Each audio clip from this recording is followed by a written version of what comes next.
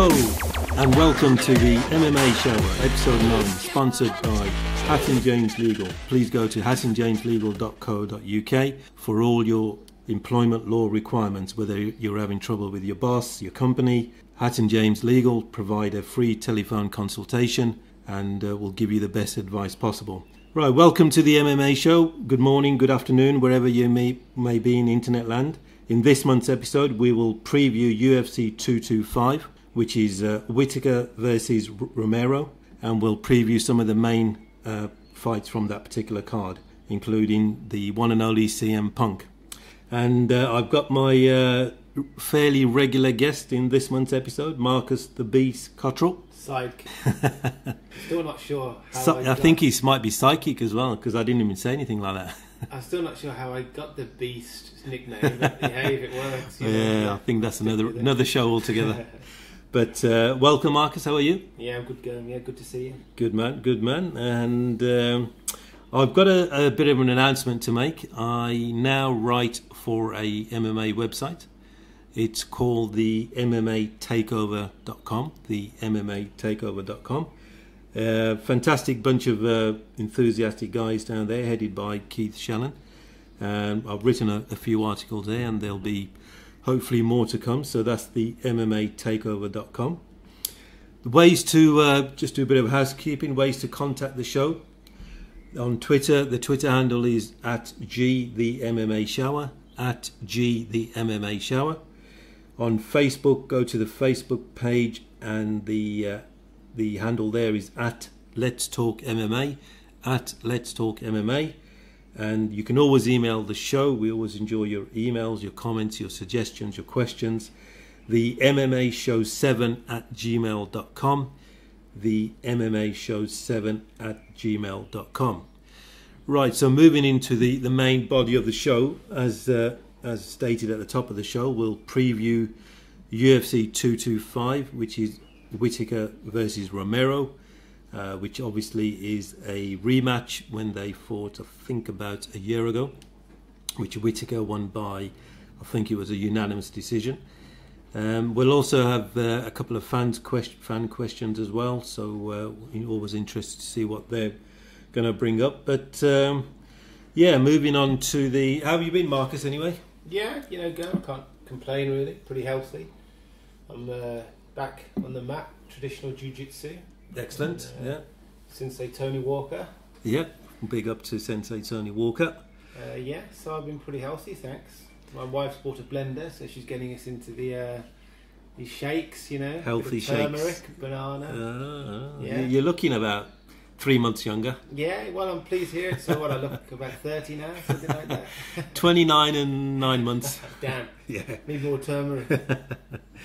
Okay, excellent. So we're going to preview, the main part of the show is going to be the preview of UFC 225, which happens on June the 9th in Chicago, pay-per-view, and I think it's probably maybe one of the best cards so far. I agree. I this think year. We've needed an exciting card like this, and the Windy City is a great venue, great place to put it on. Yeah. And yeah, I think the majority of fans have also tuned into most of the fights. But you look, there's 3 or 4 fights on this card, which could potentially headline another event. So I'm quite excited about 225.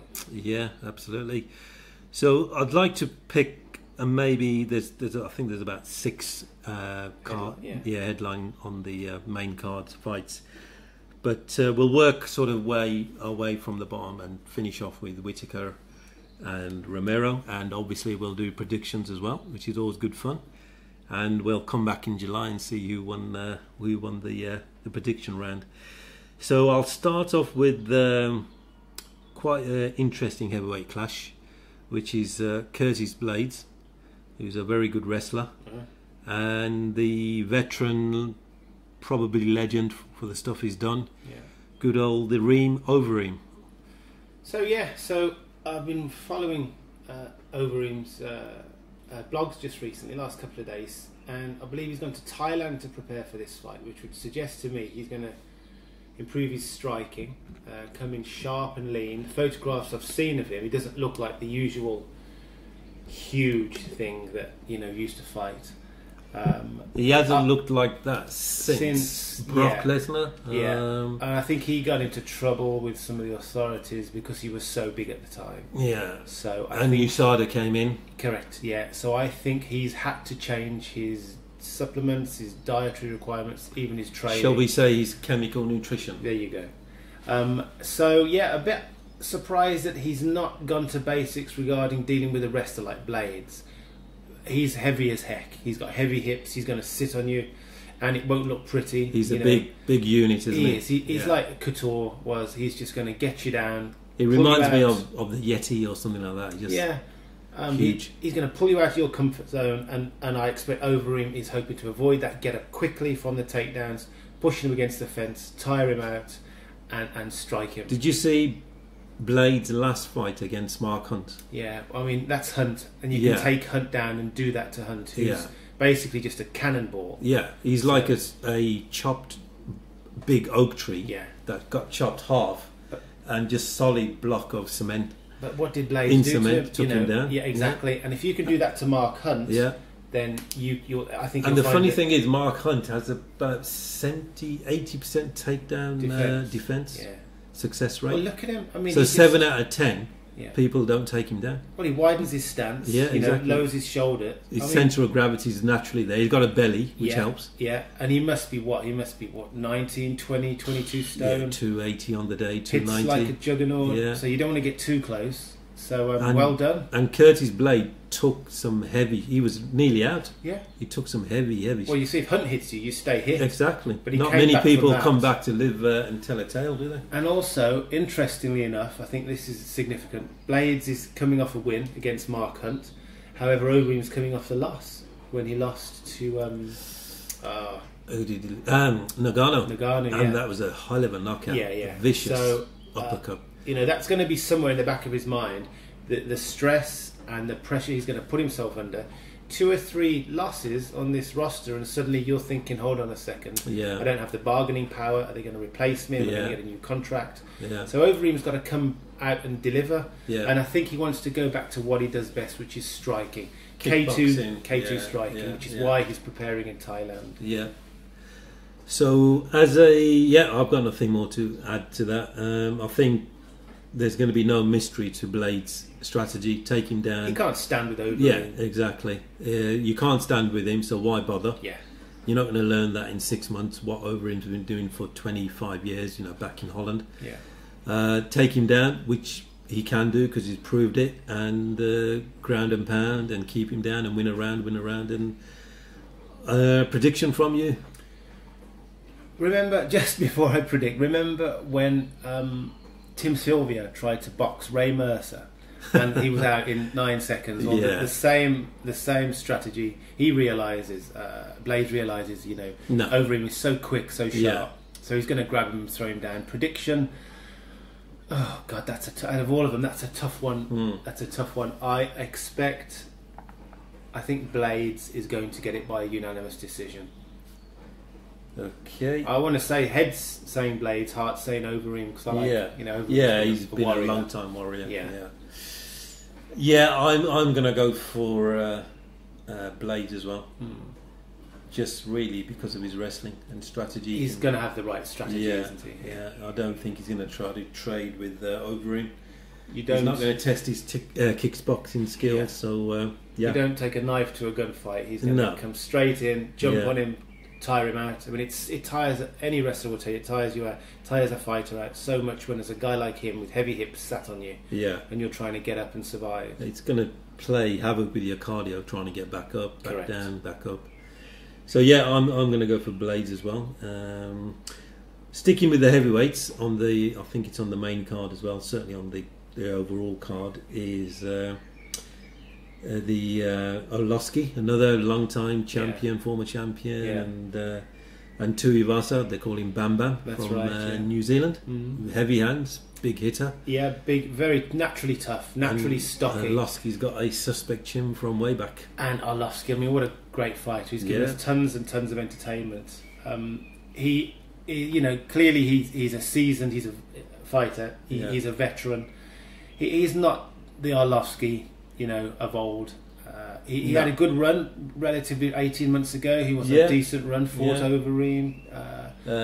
Fought Brown, beat Brown. As well, So I've got to say, I think it's a young man's fight, that fight. Yeah. I think Arlovsky, he's brought in, earned himself some nice money.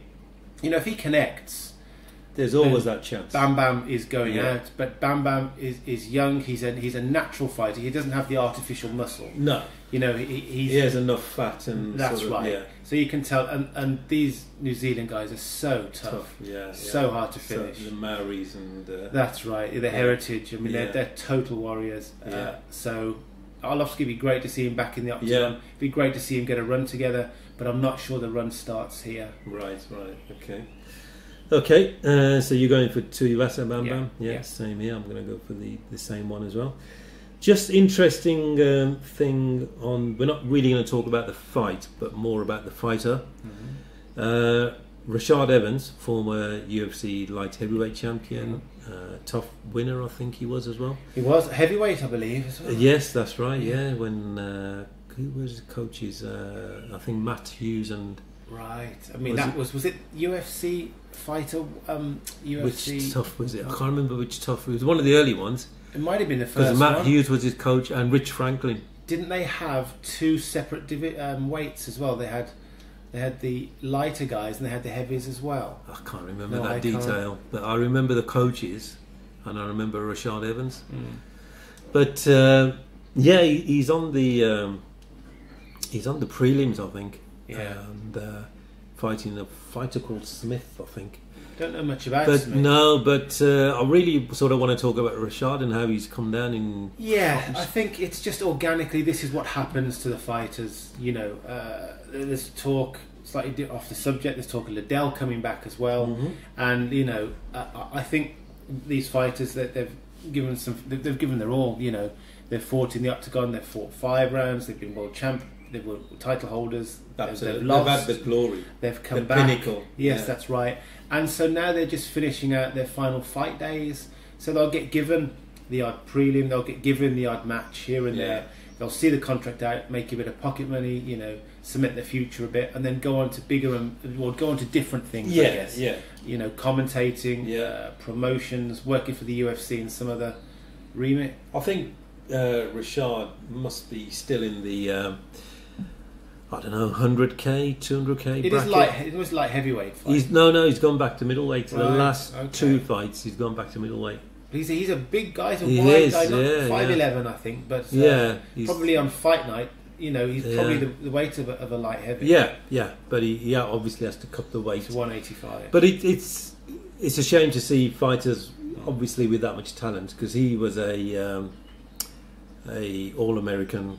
NCAA, sort of pretty much at the top. Adapted his style of wrestling, you know, to the UFC style of wrestling. And then, like quite a few wrestlers, he developed knockout power. Liddell? He knocked him out, and that was one of the brutal knockouts. Did he... Liddell never recovered from the Rampage and the Rashad knockouts. And they happened in quick succession. Yeah. And I think Rashad knocked out... Did he knock out Griffin or knock him down? I remember him fighting Griffin because there were battles. Yeah, there were certainly battles, but he did have a run of about 8 or 9 TKOs or clean knockouts. He held the strap as well. Yeah. He only held it for one. Yeah, that's and right. He lost knocked him out. Machida, that's right. Did he not get it? He didn't get it back against Rampage, did he? I don't think that was a title fight. That wasn't both coaches. Yes, that was a tough. Yeah, they were coaching heavyweights. Right. Yeah, I remember Rampage was very entertaining, as he normally is. So it's a shame to see someone like with the stature of Rashad, who's been a world champion, been the best in his division, probably one of the best light heavyweights, certainly top 5, maybe top 8, and obviously naturally gifted athlete and skillful fighter, but he must be in his late 30s now. I would say, late 30s, knocking on 40. I think he's a fine example as well, like Josh Koscheck, how these guys will come in with a solid wrestling base, and that's all they know, but improve their striking game. I mean, Koscheck's striking game came on leaps and bounds. And he won a few fights with knockouts. He did, just with knockout power. Yeah. So, and Johnny Hendricks. And doesn't that just about epitomise what a successful fighter has to be? in the UFC. It's not enough to be a submission artist. Yeah, it's not enough not to anymore. have a grappling experience. In the early days when Which Gracie's was came, great, yeah. first 5 years, but other people caught But up, it's evolved so much now. and he became mixed. So you have to be martial arts. comfortable wherever Yeah. the fight takes you. You've Yeah. got to be relevant and comfortable and confident. Yeah, but no, I think Rashad's always been entertaining. Yeah. He's a good character. Yeah. Never really been in trouble Yeah. outside the cage, No, has he? and he can trash talk, but he's not too insulting. Yeah, he's okay. But he's quite funny with it. So I've always liked his style of fighting. Yeah, solid guy. Very aggressive fighter. He had a good fight with John Jones. I know it went the distance. He did, yeah. But John Jones at that time was finishing fighters, and he couldn't finish Rashad, and he held his own, but lost on points. He went the distance with Rampage, and Rampage was trying to knock his head off as well. Yes, and he took Won Rampage down that a few fight. times. Yeah, really good takedowns. Oh yeah, very tough guy, Rashad Evans. Yeah. Wish him well after. I don't know if it's his last fight, but But it must be the last one or two. Yeah. If you're going to fight in the prelims, you sort of accepted. Well, like you say, take my money. stars fading. Yeah, your stars faded. What can you do? Yeah. He has been on Fox a while. Well, you know what? He's an articulate guy. Yes, exactly. He hasn't taken too much damage, so Yeah. he's still, talks well, Yeah. comes across He well. can still string a sentence. Bad taste in suits, though, Rashad. All right. His name is Marcus Cottrell, Solio, England. For $100, I'll give you the postcode. I thought it was your sidekick. You'll be kicked for it. Yeah, so I just wanted to bring that up about Rashad. I saw it on the card, and he just seemed not a bit funny, but just great Don't name like that expect in the to see prelims. it, Yeah, yeah. exactly. Yeah. Okay, moving on to the main card again. Your wrestling friend from WWE World, CM Punk. You thought I was going to say Ric Flair. Woo! The Nature Boy. The Nature Boy. CM Punk is fighting a chap called Mike Jackson. So I don't know too much about Mike Jackson, to be honest, but I don't either. Now, is CM Punk has the effect of pay-per-views. So is that a particular strategy? You just said something interesting. You don't know much about his opponent Jackson. Does anybody? So was he plucked from relative obscurity to guarantee or to help CM As Punk much as possible. get in the winning, Yeah. his name in the winning column? Yeah. Am I being a bit too Cynical? Yeah, am I? I don't know. I don't know. I think his record is 2-2 or something. It's like maybe 3 or 4 fights in. Maybe Okay. I should have looked at it before, but he's certainly obviously not a veteran or 10-0. He's just got a few fights on his card. CM Punk obviously has the pay-per-view factor, because do you remember his card when he first fought? It must be 2 years ago. Mickey Gore. Yeah, that's right. Who was the main event on that card? Was it was Ronda on there? Wasn't in Australia. Wasn't Ronda Holly Holm? It was. I can't remember who was on the main card. Shit. But I remember CM Punk's fight. I like it when we come in fully researched after you go. It's been a long day. Yes. Anyway, the point is CM Punk in that card. I think it was Demetrius Johnson. Right. I think the reason why, because I read the pay-per-views and they got 500,000 pay-per-views, around about 480, 490, whatever. And the point being, I think when Demetrius Johnson fights and he's headlining, because he's a champion, He always wins. Yeah, You know. he gets 125,000 to 200,000 buys. And so CM Punk effectively, if you can isolate that factor, Outsold. doubled the card It's pay-per-views. It's an interesting point there. Do people tune in to cheer CM Punk on and hope he wins, or do they tune in to see him get a beating like he did off Mickey Gall? So what are your reasons for watching that card? Yeah, I mean that's a good point. There's going to be an element of people wanting him to lose and seeing him get battered. Yeah. It's not just lose. But I think you can't discount the WWE effect. So he'll have fans. He's a brand. Exactly, and he was in at the top maybe 6-7 years. Last 6-7 years. So he'll definitely have a fan base that come over and watch him. and that's been proven by his first fight.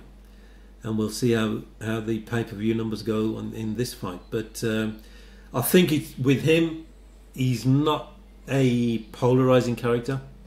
CM Punk. He seems a likable exactly. guy, you know, he doesn't say outrageous stuff. Yeah. He's not nasty. That's right. So maybe few people might think, oh, WWE, they're not real fighters, let's see him lose. But I think the majority will be WWE real fans, and his in particular, coming over to watch, just like Brock did. You know, Brock was million plus, probably one of the first few fighters to get a million plus pay-per-view, maybe after George St. Pierre. Yeah. But George had all of Canada watching him, effectively. So, yeah, so WWE fans are really loyal. You know, when they like their athlete, their fighter, their wrestler, the merchandising is crazy in WWE. Well, they're already a proven product. You know, somebody like CM Punk, like Lesnar, like Batista, they've already got their fans behind them. So they're not a new character being introduced to a new world. It's a different kind of fighting. WWE and the UFC fights, you can't really compare them. No. However, they're both physical contact sports. Yeah. So there's some relatively, experienced guys can go from one side to the other. A bit of a crossover. Yeah, a bit of a crossover, but there is some But similarities. the thing with when Brock crossed over, he was a NCAA wrestler. Yeah. So he came from a solid ground. A real wrestling background. Yeah. Whereas CM Punk, I don't think he's got much wrestling credentials. But he is an athlete. Yeah, of course. There's no denying that. You look at what he did in the ring. You know, he's a real spectacle to watch. Yeah. Does that translate to a real fight where the referee's in there for 5 minutes to stop you from getting really hurt? Yeah. Because this is grown-up fighting. Yeah. The first fight, I'd have to say no, it didn't translate. The second fight, his second chance. You see, there's very few fighters that could come from the WWE. Lesnar did it. Batista. I think Kurt Angle would have been an interesting character had he decided to come over. Steve Austin as well. Yeah. Naturally tough guys. So Punk has got to shine, and he's got to shine. I mean, he's got a couple of options here. He goes for a full-on, 3-round assault where there's not a clear winner. He takes some punishment, he dishes it out, and he gets a unanimous decision. He'll get a lot of respect for that. Or he eliminates his guy within the first few minutes. Yeah. And I also think that CM Punk, it must be 2 years or 3 years that he announced he's coming over to the UFC, signed the deal. He trains at Duke Rufus's camp. Tough guy, Rufus. Yeah, ex-kickboxer. Yeah, and a lot of full good guys contact. come out. Yeah. Pettis, I think Tyrone Woodley trains there sometimes. Ben Askren, he's a stalwart of there. So very good camp. And the point I'm trying to make is he's been, since his last fight, must be 18 months, 2 years. He must literally be training or have the opportunity to train every day and dedicate 5 hours, 4 hours a day. So surely, even I know he's in his mid-30s and you don't learn as much as a kid, but surely your skill levels with that kind of dedication, no pressure about job, money. Okay, he might have a family, but that's different kind. Interesting point, and this is the Couture effect. You see, Couture got better as he got older. So CM Punk, if he can somehow use everything that he's learned from the WWE, and turn that to his advantage in the octagon, then great. We've got a real entertaining, potentially, entertaining fight. However, as he learned, you make one slight mistake against somebody like Mickey Gall, who this Jackson now has got a lot to prove. He doesn't want to get beat. He doesn't want to be the guy that gets beaten by CM Punk, an ex-WWE wrestler. Yeah. So it's almost doubly hard for CM Punk to win in this. It's almost a lose-lose situation for him. Yeah. If he wins, they'll say, okay, who was this guy? Yeah. If he loses, they're going to say, who was CM Punk? Yeah. So, it's a tough decision. A fair play to him. He's stood up, dusted himself off. And trying again. Yeah. Before we get to a prediction, if CM Punk loses, I think that's it. Yeah, I agree. If he wins, it might get if he wants another fight, or he might just say, look, I want to fight in the UFC, hang my gloves, back to the WWE. Or there is another another consideration here. If he loses in great fashion, like then a warrior, he might get. Yeah. He's got to get. He's got to give something, and he's got to get the true fans on his side. Yeah. And the only way he's going to do that is to you can go out. You can gain more bang. fans by losing. That's sometimes. right. Yeah. Klitschko versus Joshua. Yeah. Good example. Klitschko never got respect before that. After that, people, no, he's great. But Gustafsson against Rumble. Yeah. As well, that, ladies and gentlemen, is class. I watched his interview after, he lost to Rumble Johnson. So yeah. So CM Punk, I'll watch the fight. I'm not buying it purely because he's on the card. No. But I'll there's an definitely interest watch the fight. in there. Absolutely, yeah. Prediction? I'm going to give it to Punk. You know what? What the heck? Why not? Yeah. Come on. Yeah. Let's root for the Punk. Phil Brooks. Let's say the man's real name. Okay, so it looks like we agreed on everything. There's not going to be much controversy here. I disagree. I'm going for Michael Jackson. Right, okay, so that's 3 fights at the card. Moving on to the co-main event, which is Rafael dos Anjos versus Cody. Is it Cody or Kobe? Cody Covington. Yeah. Now, there's a particular angle here because Cody Covington likes to say things. He's likes to talk in a weird way and thinking he's funny or controversial, which I find neither applicable. I think he's very close to the edge, some of the things that he says. Racism and and you don't dish a whole country. Look at what Chael did. But Chael did it with a bit of humour and you could think... and a lot more articulate. And you just do effing this and effing that and walk out the cage. There's ways of insulting people. You, for example, I insult you quite regularly. Marcus, you're looking about 78 today. But you could be worse, could be 88. But your thoughts on... Let's talk about the fighting first. So, RDA. Skills. Great debut at the higher weight. Fought a warrior in Robbie Lawler. Came out with the win. Took Lawler out of his... I think that was his second fight. He's had at least 2 wins, maybe 3. Has he? Yeah. So his most recent win was Lawler. Who did he fight? Welterweight. Fight before that. I'm pretty sure he's had 2 fights. But anyway, carry on. He'll come back to me. So, tough guy. I mean, tough at any weight. Comes in shredded. He looks like he's prepared. I think his preparation and his camps are solid. A naturally tough person. He's got this head that you can just pound, and it's like Homer Simpson. He just doesn't seem to register that he's in pain. He's a very, very hard guy to beat. I like his chances here after watching him against Lawler, who's a real bruiser, punches way above his weight.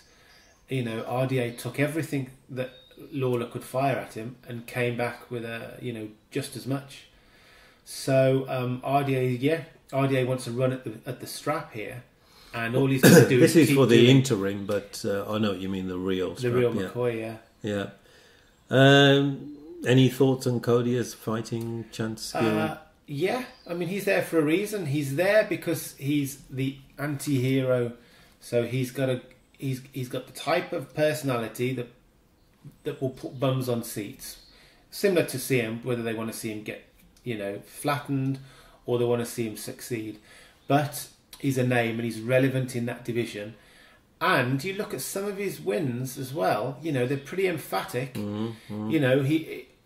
I'm struggling to find a weak area of his game. He can thump. I mean, that guy, will clobber you given the opportunity. His pace is quick, but then RDA has got great stamina and great cardio as well. I can't see. I would imagine I'd give the striking edge to RDA, but Covington, he's a thumper and he keeps coming forward. He's going to push you against the side of the cage. He's going to pressure you, and he's got some nice takedowns. Yeah, he's a very good, accomplished NCAA wrestler.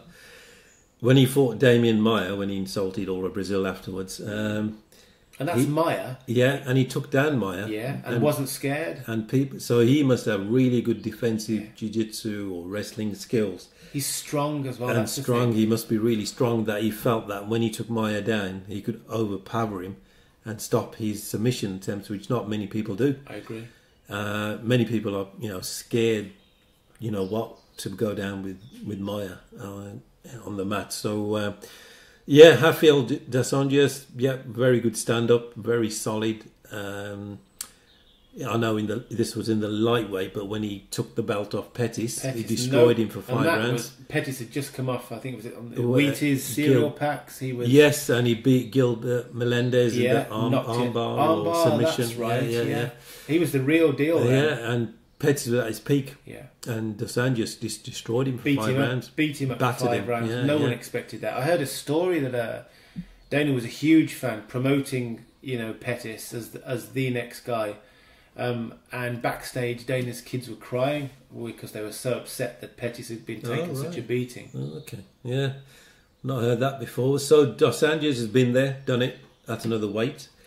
He's obviously chomping at the bit, like you said, to get to the real belt, but interim, I suppose, would guarantee him a fight with Tyrone Woodley. So, but Covington, despite his sort of personality and his trash talk not being the best, and not as cohesive as a trash talk as Sonnen and McGregor, but still, he's what people forget is you still got to win fights, and like you said, he's still got a good skill set. He's still got some good heavy hands, and his wrestling is pretty much one of the top in that division. So he's won, I think, 7 out of the last 8 or 6 out of the last 8. So he's got a very high percentage of wins. Yeah, he's got a good run. Yeah, good run, and he's talking the way he is, and that's bumped him up probably. But at the end of the day, it's a business. It's a bit of a game. It's a promotion. It's not a martial arts tournament. It's not Enter the Dragon, circa 1972, where you go and you beat that guy, then you fight that guy. Then no, it's you beat him, but this guy may bring in more viewers. This guy may not. You generate more interest than this guy, so it's a business. It's promotion. Of course, you're selling yourself. Yeah. Who changed the rules there was Chael Sonnen to come from relative obscurity and get a world title shot. And not the best knockout record or submission record. He did it because his trash talk was brilliant. But he's won enough fights to keep him there. Now, if you had 8 fights and you lost 6 and won 2, you could be the most funniest guy, articulate, insulting guy, but people wouldn't pay to see you. You still got to win the majority of your fights. I agree. I do agree. We'll touch upon this later, the direction the UFC is going and some of the fights that it's putting on. But I think you've got a solid point. However, they want to appeal across the board. And CM Punk's a fine example. Crossover. McGregor. Maybe does he deserve not? He's not. The deserve is a very isn't necessarily dodgy word. I agree because of the type of fight. So is it coming now more so down to bums on seats and surnames? To a point. Yeah. So, but you still got to be a winner. I agree to remain relevant as well. Yeah, I think it seems to be a balance between the two now because it's a business. They need returns on their investments. Yeah. Okay. So prediction time. It's a tough one. Yeah, I think Dos Anjos. I think he's going to come in lean and quick, prepared, and I think from the offset, Dos Anjos. Remember when he fought Cowboy? The first not the first fight. The first fight was very close. The second fight for the title, he just came out of the gate and he was relentless. Just destroyed him. Yeah, and that's how he's going to come out. I think because he's good when he's attacking. He's a great fighter. When he's receiving punishment, I think he's a different fighter. He doesn't like to get hurt. If he's careful, I think he wins this fight. Okay, so the Beast is going for RDA. I'm going to go for Covington. Wow, we're disagreeing here, guys. Yeah. How so? I think he won't be, even though RDA is a legitimate black belt, but he has been taken down and people do a bit of ground and pound on him. So I think that will be Covington's strategy. Would he match him on the stand-up? I'll still give that to RDA. But Stamina as well, what do you think? I think Covington will probably come in with more stamina. He's more of a leaner fighter, thinner fighter. RDA is more blocky, stocky. So if he goes in the championship rounds 4 and 5, that could work against RDA. Not saying he's got bad cardio, but at that level, 5% less cardio. You know, he's from our level. He's 50% less. Yeah. But two reasons going for Covington, because of the potential style matchup, and the other reason just to disagree with you. So I like him. So I like your reasons. Yeah. So now we're going to go on to the big boys. These guys, they must come in light heavy on the night. I agree. 210, 205. How they can make 185? I would imagine an hour later they're 195. Yeah. You know, they just deplete the body of fluid, sweat it out, whatever. Yeah. They're two naturally huge guys. Yeah, because when I saw the last fight and watching the workouts, the open workouts, you know, in the week, and the embedded, and then the where they do a face-off on media day, like 2 days before, and the weigh-ins, I was under the impression Romero was massive, which he is, but I was comparing him in my mind to Whittaker. But when I saw them close up, Whittaker is a big guy. Well, I think he just doesn't look it from his face, whereas Romero looks it with his neck and traps. Yeah. I think come fight night, Romero looks almost twice the size. I mean, when Whittaker steps in, you can see he's put some more weight back on. Bit of fat. His body's replenished itself. He's ready to go. But you know, if someone was to say, oh, this is Romero and he's fighting at heavyweight tonight, you wouldn't blink. Be surprised, because he has that. He looks like the Hulk. Yeah, he's like a mini Hulk, and he still retains his definition. Yeah. So, you know, on fight night or the night before, he's 184, 185, bang on. So come fight night, he must be 20 pounds heavier, 205, 210. I think you're right. But he's still got the abs and the chest definition. And that can work adversely against some fighters because these big muscles, you know, that they need oxygen. So your heart is having to work very hard during that fight. You know, it's combating the adrenaline release. You know, your brain's telling it via impulses to duck, to move, to get up. And you're being hit on top. You're being hit. You're trying to strike as well. The excitement of the crowd. I mean, these guys. And also, fat has got a bad name, but fat is a very good, probably the best source of energy. Essential. So if you don't have enough fat, the right kind of fat, once your glucose has gone, there's no more energy left. The tank's empty. That's why the ripped guys sometimes they gas. I do think towards the end of a 5-rounder that we will see some difference in technique and sharpness and speed from Romero. I think he's probably a better 3-round fighter than a 5-rounder. Certainly explosive, yeah. So what's your... how would Whittaker win it in your... If he would win?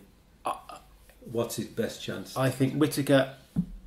To praise Whittaker, I mean, where they found this guy, what a naturally tough guy. He was on that tough smashes, England versus Australia. Right, that's where they nations. Yeah, he won the. He won these. Was he welter? I think he was welterweight. Wow. First few fights were welterweight, I'm sure. Then he moved up to middleweight. Yeah, what a naturally tough guy, and just so difficult to hold down, so difficult to knock out, so difficult to hurt. He absorbs punishment. He's a very clever and articulate guy. How do you beat somebody like him? Yeah, he's really reminds nice guy. me of George St. Pierre. Yeah, doesn't have bad things to say about it. Loves the sport, loves Smile. his opportunity as well. You can understand why he's a crowd favourite. How do you beat somebody like him? Well, you beat him with strategy. And Romero can't change his fighting strategy. He can only fight. He's a brawler, Romero is. It's going to drag you to the floor. Having said that, he caught Weidman with a flying knee. He was losing that fight. Yeah. You know, what was that desperation? That was a 3-rounder. Whatever it was, he got the win in the end. And then Luke Rockhold. Rockhold, I think is. I mean, that's a whole different conversation. But Rockhold's probably his own worst enemy at the moment. And on paper, he wins that fight. We had the chat here about it in your very nice kitchen, by the way, Gav. And you mean my studio? Sorry about that. Yeah. Kitchen stroke studio. What studios have a fridge and a kettle, Gav, and a microwave? Well, you got to feed yourself. Yeah, so Rockhold really should have done better on that fight. I still believe he'd win in a rematch. So how does Romero beat Whittaker? He's got to do what he does well and just do it better than Whittaker. You see, Whittaker is a better version of Romero, I think, in that he's just as strong, his wrestling is just as great, but his striking and his kicks are better. Plus, he's got heavy bones, Whittaker. Yeah. You know, you look how thick he can and knock solid. People out. Man, he connects. When he like a Marciano. Jacare Sosa. He's a fantastic fighter. Did he knock out Brunson as well? Or did Derek a war with him? Yeah. But Sosa destroyed, which catapulted him to the to stardom. Yeah, to the top of virtually the top of the division. But I think, what do you think? How do you beat somebody like Whittaker? Yeah, I'm trying to memorise the first fight. It was close. It was a bruising fight. Yeah, Romero's kicks were good, and Whittaker was limping the last 2 rounds. And Whittaker's, I think he said straight after the fight, or maybe in another post-interview, if he would have got maybe 1 or 2 more kicks, he would have gone down. Yeah, he said he would have broke his leg and he wouldn't have been able to continue. So what people don't realise, Romero is very flexible. When you see his workouts, open workouts, he's doing the splits and everything else. Somersaults. Yeah, somersaults. And explosive speed. Yeah, you know. And he's got that explosive, and he's very, and I think his coach, who I believe is Cuban, was a world taekwondo champion or karate champion, something very in the kicking arts. He was very good at that. So, if you're from Whittaker's perspective, you're probably thinking, I'll just do what I did last time and a bit more, maybe sharpen it a bit. Because he didn't lose, you're probably not going to delve into what you can do better because you won. But you're right, you made a good point. Not a lot of people know Whittaker has very good wrestling, amateur wrestling, freestyle wrestling, because we don't associate it with Australian and British and English. We don't really talk about the wrestling, but I believe he represented Australia, or was going to, in the Commonwealth Games. Now, the Commonwealth is still a very high level, international level, but Romero's been there at the Olympics, which is the pinnacle, and silver medal. Back in 2000, would you believe? 18 years ago, Greece. Well, that's an interesting Was point. that Greece or Sydney? How old is Romero? 40. He looks, he could be either side, 5 years younger, 5 years older, because he's very conditioned, and he's clearly looked after himself. Yeah. I think Romero, he would have to maybe still bring his kicks in. Can he close the distance quick enough like he did with Luke Rockhold? But Whittaker doesn't stand there with his hands down and move his chin. He actually moves as a whole body and unit, and he obviously can come back with a lot as well. So I think Romero may try his wrestling a bit more, but it depends on his weight cut. You see, the other consideration here is Romero. You're right. Romero's going to rely on what he's great at, his kicks and his wrestling. So Whittaker's not going to stand there. Whittaker will have learned from that first fight to not just leave my legs so stagnant and with a big bullseye on them and allow these to be kicked. He'll get caught a few times, of course he will, because Romero will go for that. Secondly, Romero might be able to wrestle him to the ground and sit on him for a while, but you can't hurt Whittaker on the ground like you can hurt because he did take him down in the first fight and he got back up. He just got straight back up. Yeah. So that's going to tire Romero out. If you keep trying, from Romero's point of view, you're going to get tired. And you're going to become not just physically depleted, but mentally you're going to run out of ideas. Yeah. So once again, it comes back to what you asked me earlier, a strategy. How do you break Whittaker down? And the only way he can do that is to be better at everything Whittaker's at. Yeah. And I don't think he is. I think Whittaker's come on too far. Prediction time? I've got to go with Whittaker. Yeah, my head is saying Whittaker. I wouldn't be surprised if Romero went it's one of those 50-50. Back kick, elbow strike, spinning absolutely. Back but fist, Whittaker's too much. I think he's just such a dependable, solid guy. Yeah. On the night, 99 times 100, he's going to turn up And he's strong up here. Yeah, mentally strong. So Very he's going to strong. turn up, not let the pressure get to him. Yeah, my head's saying Whittaker. My heart's saying Romero because, you know, he's just a character, isn't he? I think if it goes past 3 rounds, maybe 3.5, get into the 4th and 5th, probably Whittaker will see it out. Yeah. And Romero may start to get tired because he had a problem with Luke Rockhold in terms of his weight cuts. He was a few pounds over because he should have really been interim champion. But obviously you can't if you're more than a pound over. So I'm going to go for Romero.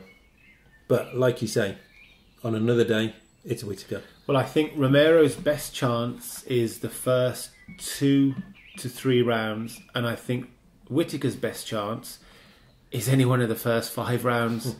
I think, yeah, potentially you'll see a finish in this fight. However, it could be action-packed and go to a unanimous decision as well. It's been in the making for a long time. The rematch was so close. What was it, 18 months ago, the rematch? Something like that, yeah. 12, and Whittaker was a relatively newbie to that level of fighting. Yeah, you know, he sort of had that really good fight with, I'm thinking it was Brunson and then Souza, then boom, straight for virtually a title. Whereas Romero had higher profile fights before that. Yeah. I think his winning streak was 8 or 9 or something like that. So 10, good sort of, and Weidman and before that. So more people knew about Romero and what damage he can do. I'm going to go for Romero with a KO. With a flying knee or something. Wow, aka Weidman special. Yeah, something like that. Man, well, he's got the power to do it, and the the tenacity, explosiveness, and he's a flamboyant fighter. Yeah. But I also get the impression if things aren't going his way, he does resort to desperate moves, and that aren't necessarily successful, and it tires him out. Yeah. And Whittaker is like a machine. You know, he's got this software that's programmed. And I'm going to hack into you, Romero, and I'm just going to get you. Yeah. So it's one of those fighters that they know what they have to do, and they do it consistently. He could be champ for a long time, Whittaker, if he gets his strategies and his preparation right. Yeah. But I think the keys for Romero will be if his weight cut goes good, and that means he'll probably have good cardio on the night, and that would probably mean he can try his wrestling more. Even if he doesn't succeed, he can try again. But if his weight cut not as good as maybe his age as well, 40, maybe you can't do that as easy. But yeah, I'm going for Romero, KO. You're going for Whittaker. Do you know, just as a final point, you know what's going to make Romero very dangerous is this could be his last chance. Absolutely. And if he never gets another title shot at 40, then he's got nothing to lose in a sense. Losing against the best in the world. Just go for it. And you know, because a lot of fighters say post-fight they wish they'd, after they've lost, they wish they'd done things differently. Maybe I should have gone harder earlier, etc., etc. Of course, it's all in hindsight and we're always wise. Yeah, but no, that's a very good point. Whittaker's, I think, early 30s, so he's got a few years ahead of him. He's got plenty of time. If he loses, come back, one or two more He'll fights. He'll be champ one day. Yeah, okay, so that's rounded up effectively UFC 225, Whittaker versus Romero. I think we went through one, Overeem versus Blades, Arlovsky versus Tuivasa, CM Punk versus Jackson, RDA versus Covington, and finished off with Romero versus Whittaker. So I've made a note of our predictions. So when we come back next month, I'll make you sign this paper with blood. And then we'll see how we did on our predictions. Can I extract my own blood for the signature? I don't want to get thumped as I come in. Well, yeah, you got options. Got to have options. So moving on to the fan section of the show, we get emails and comments, and most of them are nice. Some of the other ones are sticky where the sun don't shine. What's my wife been writing to? What's it? I think it's when you mentioned about women's MMA. Moving on. But I'm going to actually, the next topic or question we've got is not via the medium of email, it's via the medium of the chat being in person. So actually Marcus the Beast Cottrell from Solihull, England. What's your comment, question, debate for this month's show? So, Germ and I went out on Sunday evening, and as we were driving back, we were just having a general chat about the direction the UFC's taken since it was bought from the Fertitas. And yeah, I mean, what do you think, Germ? What's your opinion? It's, I think a lot of people's opinion, whether it's just in that timeline, 18 months, 2 years, or whatever it's been, or whether it's before that I think George St. Pierre said it, or someone, that when he came back after, because he was obviously all that 3 years ago when he retired, he said it's definitely like, it might have been George St. Pierre, might have been someone else, but someone who's been away and come back anyway, that it's more like WWE, and we touched on this before with Covington about promotion. So, and I think it's about sort of a bunch of stars that sort of faded for one reason or another, in a fairly sort of narrow timescale. So you got Ronda Rousey, George St. Pierre retired, John Jones with all these trials and tribulations. They sort of went within a 12-month, 18-month They period. lost a lot of big names. Yeah, so those were, I don't know, at least 500,000 pay-per-views guaranteed. Yeah. George St. Pierre probably million. I know Jones does between 500 to 800,000. So, and Ronda was 1 million as well. She big fights were 1 million plus. So, and that gave Conor a lot of power. Conor McGregor a lot of power, and he knew it. And that's why he probably acted the way he did. And that's why, which we can touch on as well with these antics at the Khabib card, with throwing things at the bus. If he doesn't get sent down, he'll be back in the UFC next year. He's not going anywhere. Yeah, and the pay-per-views will be crazy, especially if he still fights Khabib. I think if Khabib loses, if he fights this year and he loses, then that edge will go off. But if he fights Khabib, what promotion that is? Have these guys who clearly got a beef, a genuine for each. Most each beefs other. are made up. Yeah, they shake hands afterwards, hug each other, and you think, really, he said that about his wife, he said that about his mother, but now they're shaking hands. But well, you see, McGregor, to take as an example, he's very clever, and what he focuses once he gets you in his sights. Remember what he did to Scarface. What he did to Jose Aldo. You look at what he did to Floyd Mayweather as well, and now he's targeting on Khabib, and he's relentless, and he's very gifted, very quick-witted. Yeah. Trash talker. Yeah. A lot smarter than people give his credit for. Oh, and the thing about McGregor is everything he said he'll do. He hasn't been 100% successful, but he's 90%, 95%. Yeah, exactly. Yeah. I mean, who doesn't lose to Floyd Mayweather? Probably the greatest boxer that's ever walked the earth. That was a mismatch if there ever was one. But McGregor got himself into that position. Yeah, he hurt Mayweather. With that liver shot in the first or second early on in the fight.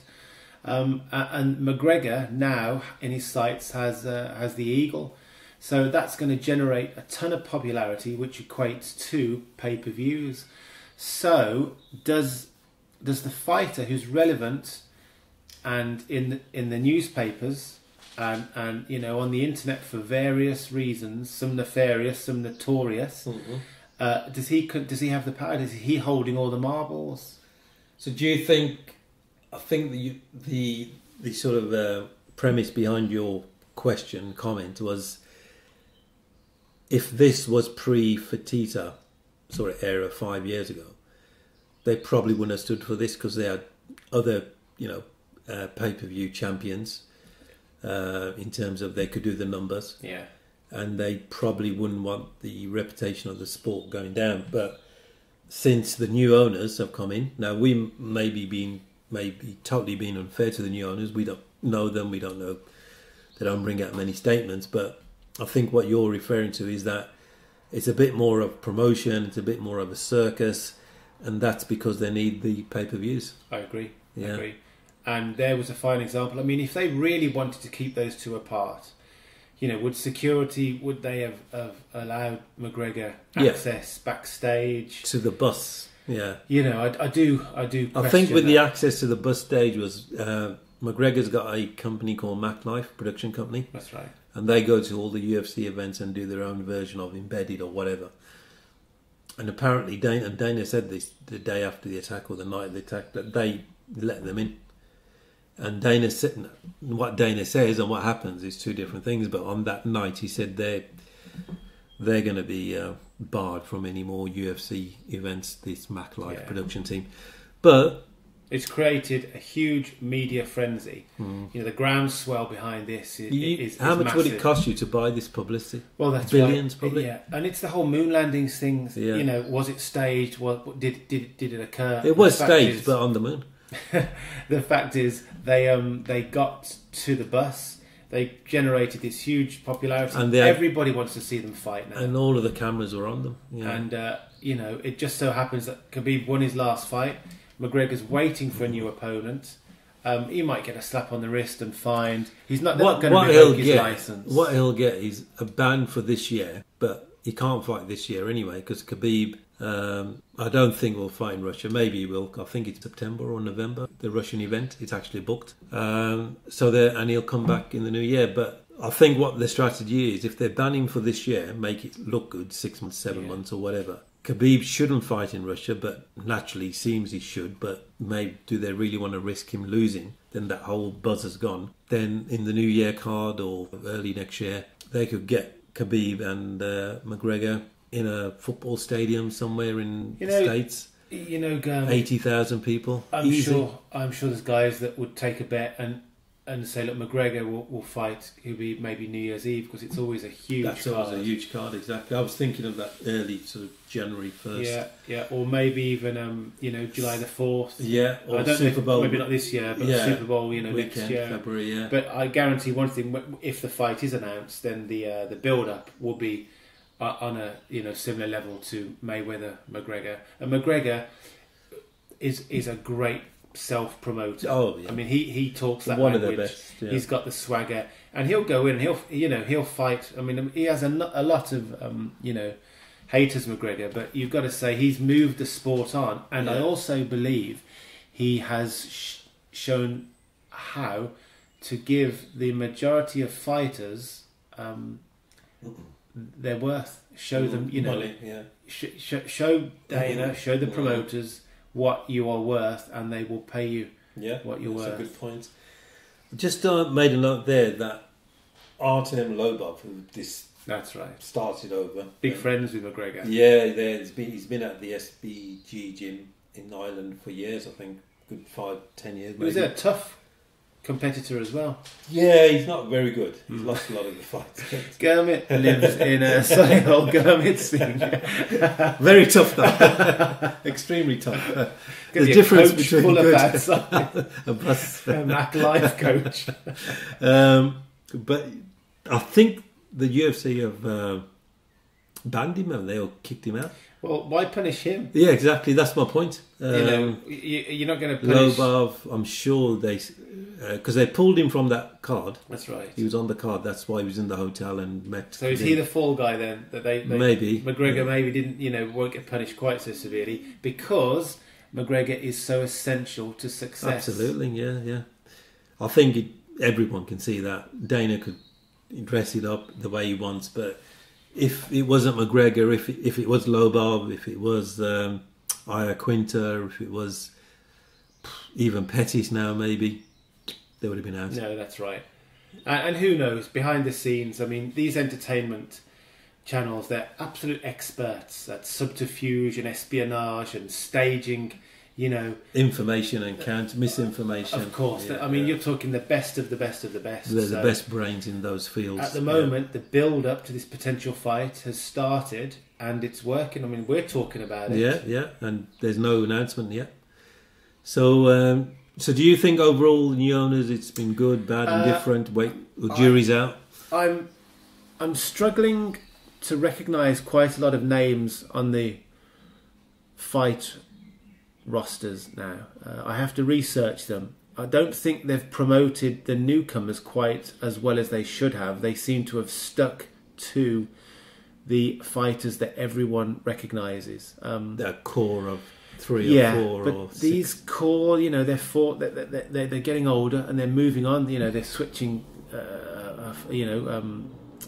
companies. You know, they're going to Bellator's coming on. That's right. Yeah. So I do think the UFC needs to reinvest and self-promote a little bit more some of its newer fighters and get some characters in, because the likes, you know, BJ Penn, Liddell, you know, Forrest Griffin, Rampage, all those characters were brands that people could associate with, and they did exactly what was expected of them. They were self-perpetuating and self-supporting. You have an interview with Rampage, you know what you're going to get. You interview a lot of the new guys who you're researching, and they're being brought into the mainstream, and they don't have the personalities that you need to succeed. It's difficult though, isn't it? I mean, I consider us to be decent people. If suddenly we won a few MMA fights and someone stuck a camera in our face, would you suddenly start saying, "Hey man, you're a bum, kiss my ass"?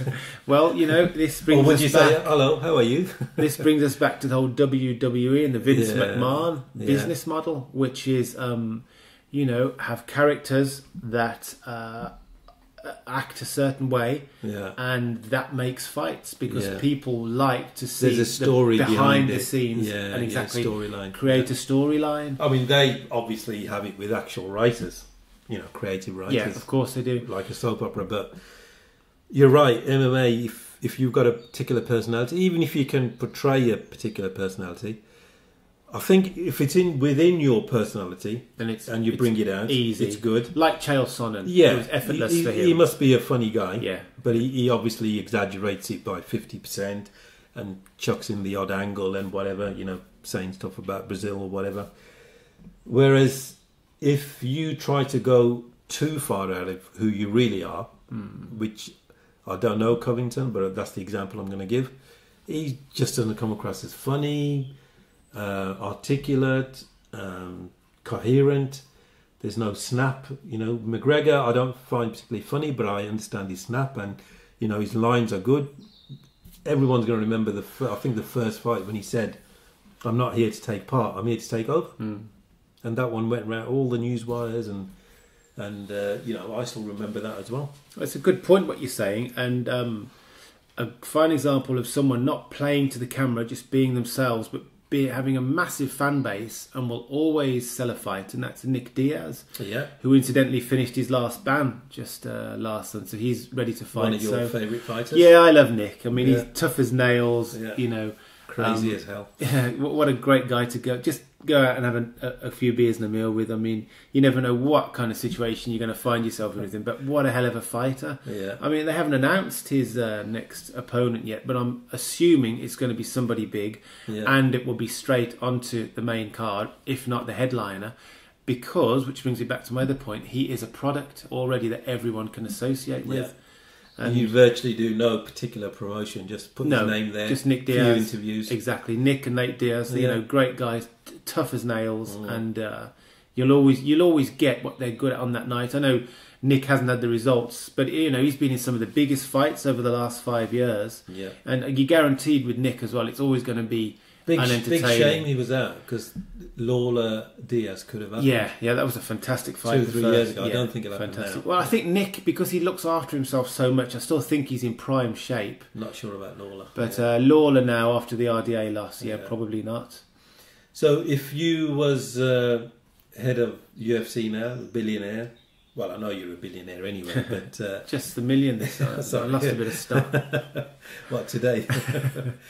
Would you change anything? Would you target a particular strategy? Or? Their strategy is entertainment. They are what GSP said is very interesting. That he feels it's more like the WWE. And I know Dana's a big fan of Vince McMahon. I think business model. Because it's such a successful business model. They have invested, you know, hundreds, maybe even $1 billion. I forget what they bought the UFC for. 4.2 billion or something. So they need a return on that, and so you're going to promote the heck out of every fight. And McGregor's going to guarantee you $1 million plus buys. Times $60, $70. Sure, that's £70 million. And then there's the worldwide rights as well. You know, promotions, sponsorships, advertisers. So they want their money back. So I guess we're going to see, my prediction would be we're going to see more fights governed by the entertainment value rather than the legit fighters who are, that work the hard way. If you've got a surname and you put it with another surname, chuck it in the cauldron and it makes magic powder, then so be it. So I think that's the direction. If you get a few sparks out of those surnames, then great, yeah. So it's going to be it's less of a meritocracy. It's more of a who puts bums on seats, who creates a buzz. That's what I believe. Yeah. No, I agree, and I think McGregor's made a mockery of the belts a bit. I mean, that's another debate we can have. Before that, I used to think champion really meant something, but I mean, not saying he's not a worthy champion. Of course he is, but he's not defended it. I think McGregor has forced the UFC to move forward regarding its stars, and he has shown the power of celebrity. You see, people that I know that know nothing about the UFC know who Conor McGregor is. Absolutely. And he was the same with Ronda Rousey. Yeah, sure. People used to say the first few fights. Well, she's gone to WWE now. Well, hasn't she? That's a weird one, isn't it? So I just think she's making a ton of money. She's not going to get maybe banged up as much as she did again. She gets thrown around, but not as big. I don't think she's coming back though. No, why would she? No, thank you for that, Marcus. That was a really good topic, and we'll come back in July.